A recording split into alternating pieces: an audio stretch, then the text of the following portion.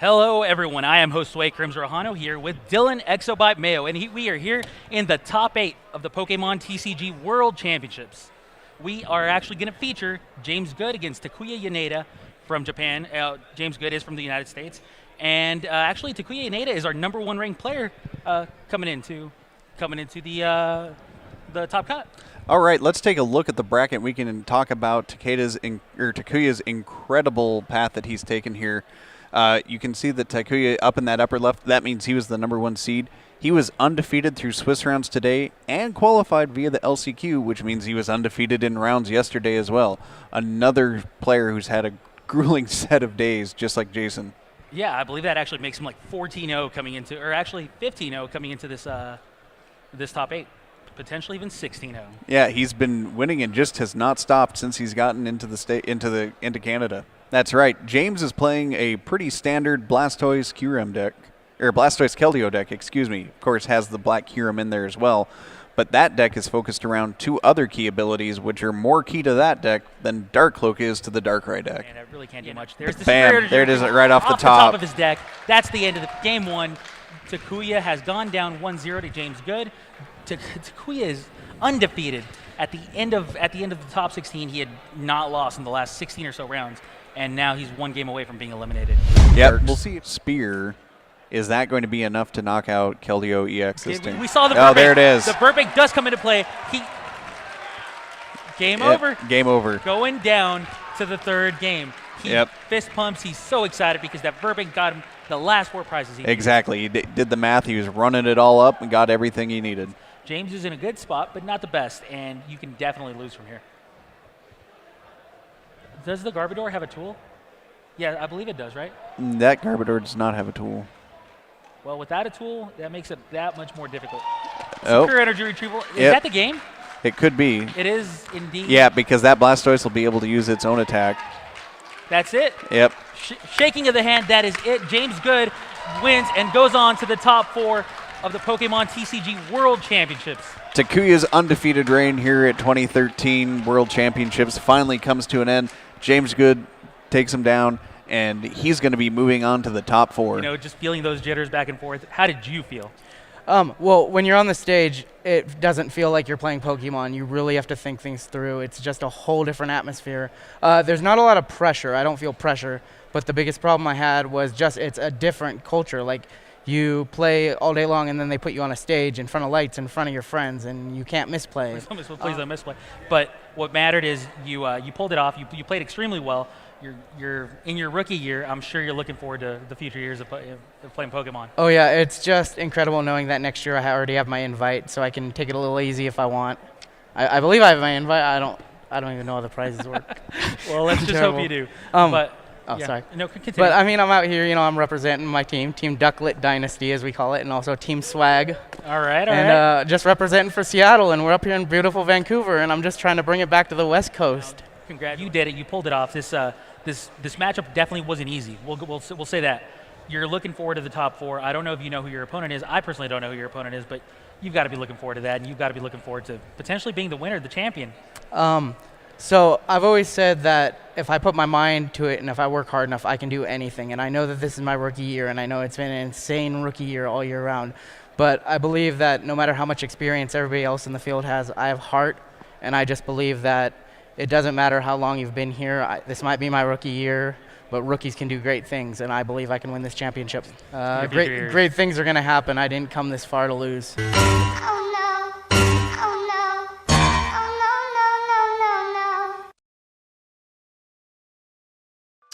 Yes, my previous life. What you just saw was me competing at the 2013 Pokemon World Championship for the trading card game. Fortunately, I did not go on to win. I finished 4th overall. I actually lost in the final 4 to one of my friends who went on to go from the finals. He was from Portland. The winner of the tournament was the only ever 3-time world champion, Jason Klaczynski from Chicago, also a friend of mine. But that was a whole different life ago. I competed in the Pokemon trading card game from 2012 to 2013 after being a lifelong fan of the game and having a background in poker. So some of those skills, the ability to look at a person's face and see what cards they may or may not have in their hand, definitely helped out. And I just kind of took the Pokemon competitive community by storm for about a year and a half there. Kind of fizzled out afterwards. Once you get to that high, almost to the pinnacle, it's very, very hard to come back. In my rookie year, nonetheless, earning an invite to the Pokemon World Championship, finishing 3rd overall. It was a very, very different time in my life, and I'm very proud of it. So I still have the trophy in my living room. But today we are getting into some Chilling Reign. This is an Elite Trainer box. The reason why we're doing some Pokemon on the channel today, we haven't done Pokemon in a very, very long time. This set has an Articuno, has a Moltres, has a Zapdos. The 3 legendary birds, easily my 3 favorite legendaries ever in Pokemon. Articuno, my favorite Pokemon since the first time I ever caught him in Pokemon Blue, way back in the day on the original Game Boy, that big fat thing. Now we have 3DSs and Nintendo Switches and all that good stuff, but I love Pokemon. I've played every gen of the games. I've been collecting cards since they first came out. Excited to get into this. This is a very, very big checklist. There is, I believe, 233 or 235 cards in the checklist. A lot of alternative arts, a lot of golds, and a lot of rainbows in this one. So a lot of stuff that we definitely won't see. Some of the pull rates on that stuff is getting ridiculous. But we are going to get 10 packs, I believe. Here's the back. So we get 8 packs, excuse me. We get sleeves, we get energy cards, everything if you are a new player. I think that these are a good deal. You also get this cool box, which is amazing for storing cards in. I keep these whenever I get them. So we'll set our packs right there. We get our damage counters. We get our rule book on how to play the game. We get some energy. You get all that stuff. Here is the code card for anybody who wants to redeem this Elite Trainer box. I'm sure you probably get packs. You also get some sleeves in here as well as some dice. So everything you need to play the game. Very, very cool. But we're not playing the game today. Today, we are looking for Articuno. Would be very cool. You know, there are a lot of new Pokemon out there that I'm not too familiar with. You know, I did beat the last game, but didn't collect them all, obviously. But when I heard that there was an Articuno, I had to try. So here we go. First time doing Pokemon on the channel in a minute. Gotta remember, is it 1, 2, 3 or 1, 2, 3, 4? We'll go 4 and then, nope, 4. All right. There's some Pokemon in this game, in this set, that I really, really like. I'm a big fan of Tornadus. I'm a big fan of Celebi. Those are 2 Pokemon that I absolutely love. Castform, another one I really like. Our reverse foil gonna be Slowpoke and Zebstrika.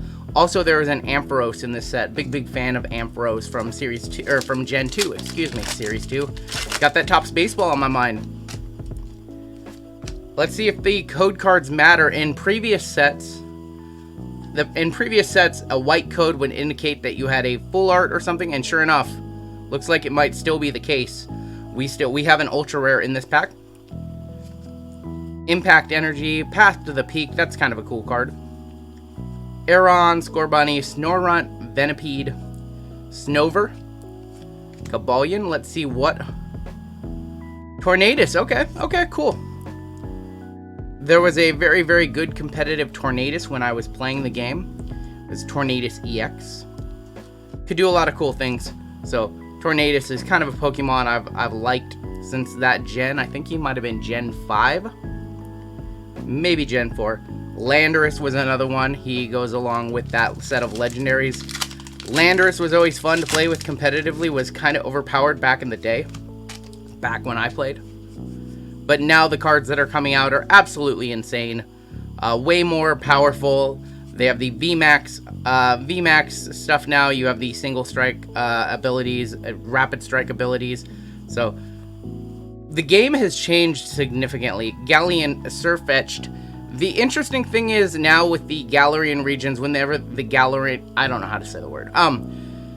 You know, Farfetch'd has always been just a normal Pokemon. Now they have him as a fighting Pokemon, which makes sense. But there are some Pokemon in this set where I'm like, huh? One of them, perfect example, Articuno, is a Psychic type.